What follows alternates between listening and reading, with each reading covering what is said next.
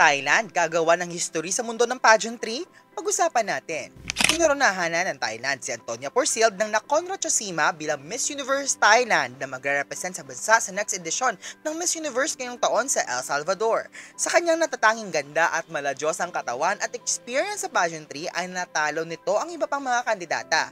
Kung experience lang naman ang pag-uusapan, walang makakampantay kay Antonia. Siya lang naman ang longest reigning Miss Supranational na kauna-unahang Thai woman na kinoronahan bilang Miss Supranational noong 2019. Siya din ang kauna-unahang Miss Supranational title holder na sumali ulit ng pageantry at tumawid sa Miss Universe. Umani ng samut-saring komento ang desisyon na ito ni Antonia na mag-crossover sa pageantry.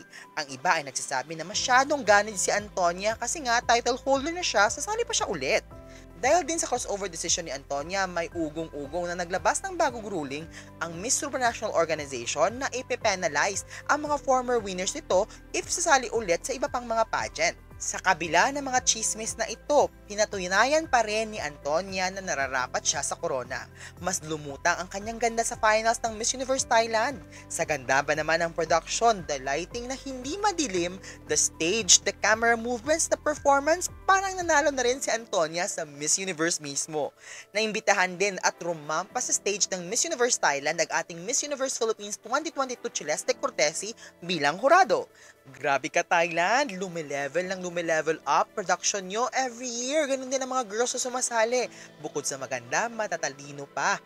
Miss Universe Philippines, ano na? Papatalo ba tayo?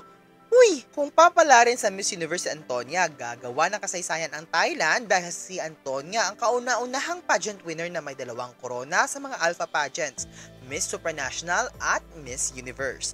Ang tanong, malaki ba ang tsansa ni Antonia na makuha ang corona sa Miss Universe? Kung ako ang sasagot, yes po, malaki ang tsansa na masungkit ng Thailand ang ikatatlong corona nito. Sa physical aspect ni Antonia, wala ka nang masasabi. Sa styling, on point.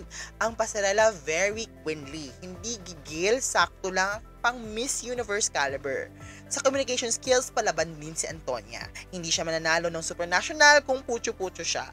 Pero, papayag bang Pilipinas? Hahayaan na lang ba ni Michelle Marquez D na masungkit ng ganun-ganun na lang ni Antonia ang corona? Ang masasabi ko lang, huwag magpakumpiyansa ang Pilipinas. Sa Miss Universe Philippines Organization, kung gusto nyo pong mamayagpag sa mundo ng Miss Universe, dapat na tayong mag-level up. Dapat matuto na po tayo sa mga pagkakamali gaya ng nangyari kay Celeste. Paghandaan ang dapat paghandaan dahil hindi lang Pilipinas ang nag-e-effort.